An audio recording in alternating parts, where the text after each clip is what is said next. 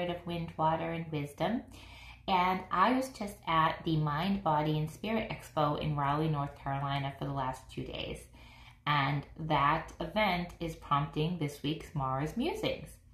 So one of the services that I offered there was a biogeometry service, and it wasn't how I usually talk about biogeometry in the form of in your home. This is actually using biogeometry on your physical self.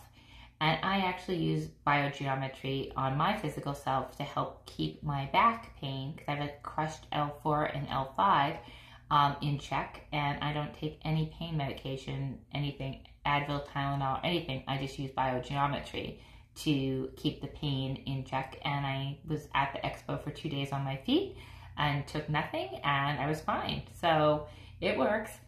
But I was offering that service to people who were interested at the expo to balance, to check if a part of your body was imbalanced energetically. So like a bad back or headache. So I had person after person after person sitting down with me and for different things about their body. But as an experiment, I asked everyone who sat down, could I check their endocrine system, their adrenals?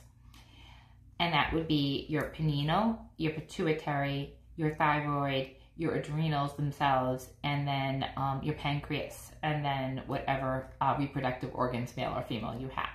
So not one person sat down that didn't have adrenal fatigue.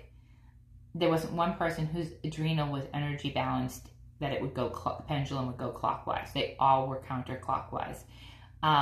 Pineal, pituitary, and adrenals, all three negative, all of them. Huge symptom of fight or flight and adrenal fatigue. We live in a time where we are so busy and we are going, and eventually our bodies show us that we are fatigued and our adrenals are fatigued, and we will get ill, or our stress level or our anxiety level will go through the roof. For me personally, I was in low-level anxiety when I sold real estate for years and years and years on end. And I would burn out, and I would burn out, and I would do it again. And I didn't know about biogeometry at that time, but I am positive if I trusted my adrenals, they would have been completely energetically depleted. I have no doubt. I actually, before this video, just tested mine to make sure, and mine are all energetically balanced.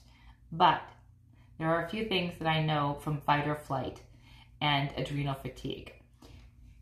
You will burn out. It is only a matter of time. It will affect you physically. It is only a matter of time. For myself, just removing myself from constant stress has brought my blood pressure to way below normal, and my cholesterol, which was crazy high, is now almost normal, and I've gained weight. But one thing I did is I removed myself from a constant state of stress on a daily basis every single day. Now, I know not everybody can do this. You can't just walk away from your life. But I did a video last week on space and grace. We can all give ourselves enough grace to give ourselves a little space each day. 5 minutes helps. Can you sit for 5 minutes alone and quiet? Can you, instead of using, we all probably spend 5 minutes a day on our phone. So put the phone down. Spend 5 minutes. If you don't know how to meditate, that's fine. Can you find 5 minutes to walk quietly? Can you find 5 minutes to sit and read a few pages of a book quietly? Can you spend 5 minutes in a bathtub? Can you spend 5 minutes just alone to breathe? And to breathe, I was just told I don't breathe correct, all the way down until to your tailbone. Can you take deep breaths? We all shallow breathe.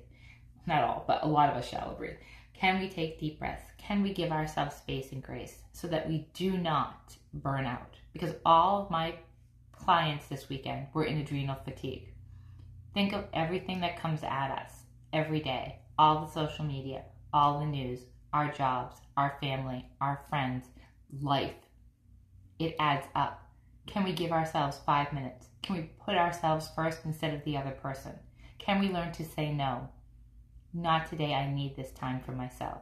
I know some of you have little kids at home, and maybe you're even a single parent, and it's just when they put those children to bed, Can you take that 5 minutes and not scroll through your phone? Can you take that 5 minutes to yourself to just really connect with who you are?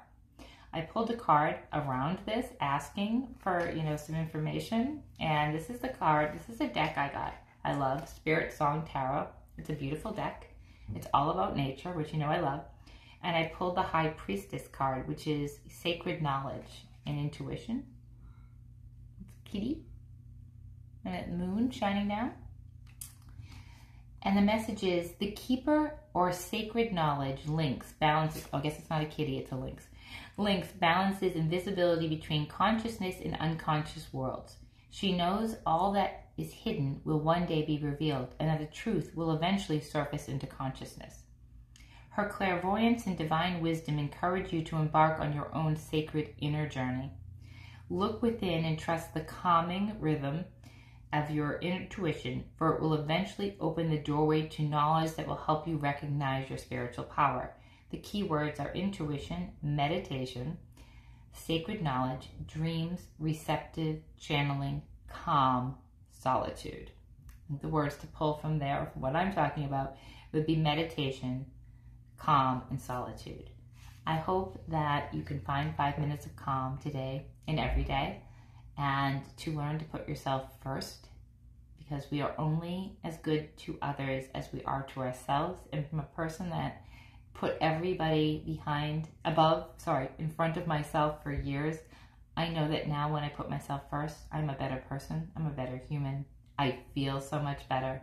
I'm there for the people who need me. I can still give to others, but I have to give to myself first. Have a great day.